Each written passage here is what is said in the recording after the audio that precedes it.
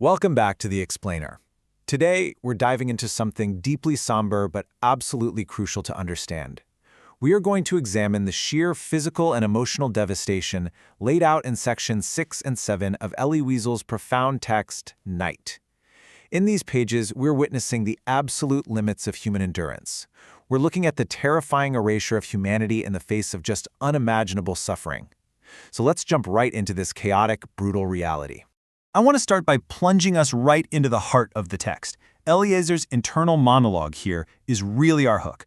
Don't think, don't stop, run. The prisoners are being forced on a death march out of the Buna camp. It is pitch black. They are surrounded by freezing snow, and there's the constant, terrifying crack of SS gunfire. Anyone who stops, anyone who even slows down, they are immediately shot. There is literally no room for thought or feeling here. There is only this desperate, mechanical instinct to just keep moving forward.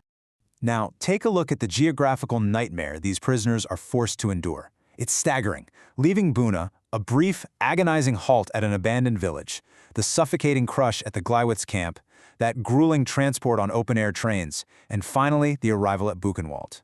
But what's really important to grasp here is that this isn't just a physical route on a map. With every single stop on this timeline, another layer of the prisoner's humanity is violently stripped away. Okay, moving into part 1, the brutal death march. Think about the sheer contrast happening here. On one side, we have this intense internal reality, a desperate instinct to run just to survive, completely at war with a deeply hypnotic pull to just lie down in the snow, go to sleep, and die. Elieser even admits that the idea of death actually began to fascinate him. On the flip side, you have the merciless external reality, an icy wind blowing violently, total darkness, and a road literally littered with the stiffened corpses of those who just couldn't go on. It is a total war between the mind's will to live and the environment's demand for death. And the physical toll? It's almost impossible to wrap your head around. The text describes the prisoners running like automatons, their legs just moving mechanically completely on their own. We read about Zalman, this boy who gets terrible stomach cramps, falls down, and is simply trampled under the feet of thousands of men without anyone even noticing. Elisa talks about his foot being so frozen he feels like it's become completely detached from his body. Their sheer exhaustion totally overrides every natural human need. Which brings us to part 2, surviving the freezing cold and the shed. Right in the middle of this brutal exhaustion, they find temporary shelter in an abandoned brick factory.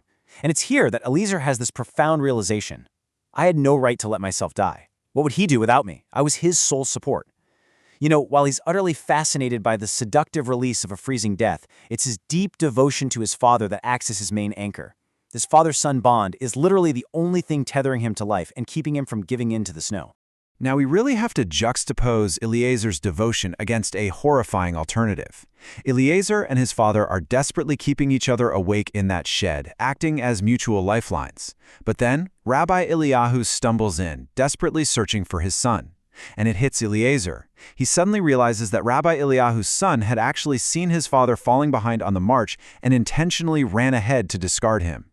He basically wanted to free himself of the burden so he could increase his own chances of survival. So what does this realization do to Elieser? Well, it chills him to the bone. Seeing this familial bond just completely broken prompts Elieser to utter a silent prayer. To a God he says he doesn't even really believe in anymore, he pleads, "Give me the strength never to do what Rabbi Eliyahu's son has done."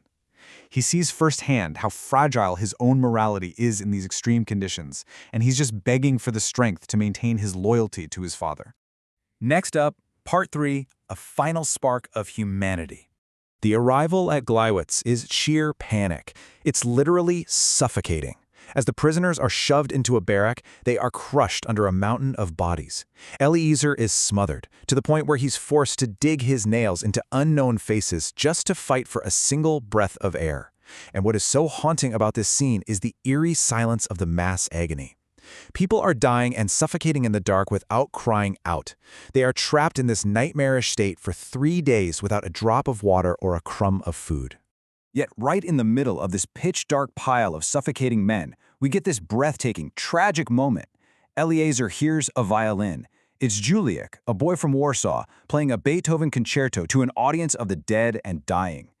The text says, he was playing his life. His whole being was gliding over the strings. His unfulfilled hopes, his charred past, his extinguished future. It's this momentary, heartbreaking spark of human beauty and defiance right at the edge of the grave, just before Juliet, too, is found dead the very next morning. Moving into part 4, the train to Buchenwald. I want you to consider the horrifying progression of events on this train because it really demonstrates the absolute systemic erasure of human dignity. First, when the train stops, volunteers actually eagerly strip the dead for clothes and just throw the corpses out like sacks of flour. Then, with absolutely zero food or water, they try to survive by using spoons to eat snow off the backs of the men in front of them. And finally, the ultimate degradation, trampling and killing each other just for a crust of bread. This all leads to a spectacle that reduces these starving prisoners entirely to pure, violent animal instinct. German workers and passing civilians actually start throwing pieces of bread into the open wagons just to stand back and watch the men fight to the death over them. The text doesn't even describe the prisoners as men anymore. It calls them beasts of prey unleashed, with animal hate in their eyes. It's a horrific transformation, completely forced upon them by the casual cruelty of their captors. And this cruelty culminates in the ultimate tragedy. An old man manages to grab a piece of bread, and he cries out that he has enough to share with his son Mir. But his son, completely consumed by starvation and instinct, beats his own father to death just to take the crust. And the terrible irony? Immediately after, 2 other men jump the son and kill him for that exact same piece of bread. It is the absolute collapse of the most sacred human bond imaginable. Which brings us to our final thematic focus, Part 5, Turning Points and Lost Bonds. As you can see, this brutal environment forced some horrifying choices, and it broke people in fundamentally different ways. Rabbi Eliyahu's son gave in completely to self-preservation, deliberately abandoning his father. Meikatz, who was physically the strongest of them all, entirely lost his will to live because his son was taken from him. Meanwhile, Eliezer actively fought his own intense desire to die, specifically to protect his father. The environment tested everyone to the limit, and everyone broke differently. You really have to notice the profound contrast here between Rabbi Eliyahu and Meikatz when it comes to their sons. Rabbi Eliyahu was physically incredibly weak, but he maintained this immense love, desperately searching through the dying for a son who had literally just abandoned him. On the flip side, you have Meikatz. He was the sturdiest man on the train, but the psychological weight of losing his son completely shattered him. He simply broke down and wept, unable to go on. It really proves that physical strength meant absolutely nothing without the anchor of human connection. And that brings us to the final toll. The cold here isn't just weather. It acts as the ultimate assassin. This relentless, freezing environment didn't just physically freeze bodies into corpses or replace their food with snow. Far more devastatingly, it numbed their minds into utter indifference. The cold literally accelerated the death of their human compassion, ultimately sparking this contagious, horrific death rattle, a wail of collective agony that just spread from wagon to wagon into the endless night. 12. Out of the 100 or so men who boarded Eliezer's cattle car, only 12 walked out alive when they finally reached Buchenwald. Eliezer and his father, incredibly, were among them.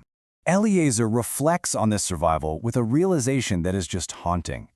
We had transcended everything: death, fatigue, our natural needs. We were the only men on Earth. It's a deeply dark irony. To survive this horrific journey, they had to transcend the very things that made them human in the first place. They survived by becoming empty vessels, detached from the world, stripped down to nothing but the bare mechanical pulse of life. So, we are left with a profoundly unsettling question. When subjected to the most unimaginable deprivation and freezing conditions, how fragile are the bonds that anchor our humanity? The source material shows us that family, empathy, and dignity can quite literally be frozen away. And yet, for a few, like Eliezer, love becomes the single remaining reason to endure. These historical extremes teach us profound lessons about human psychology and the absolute vulnerability of our morality. It's a heavy question, but it's one I want you to take away and really reflect on. Thank you so much for joining me for this explainer, and I hope our time today has brought some clarity to a very difficult but undeniably vital piece of history.